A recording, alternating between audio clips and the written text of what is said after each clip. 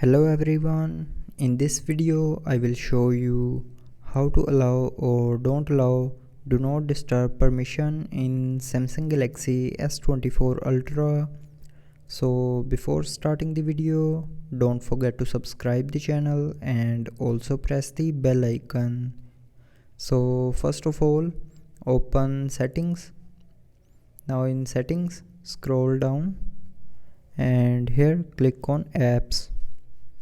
Now in apps, click on this three dot more icon and then click on special access.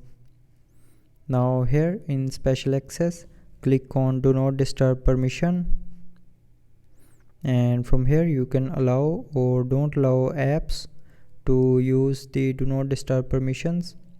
So if you want to allow Google to use do not disturb, then turn on its button and then click on allow.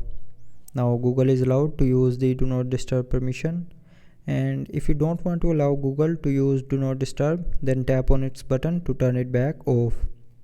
Now click on OK to confirm. So that's how you can allow or don't allow do not disturb permission in Samsung Galaxy S24 Ultra. So I hope you liked the video.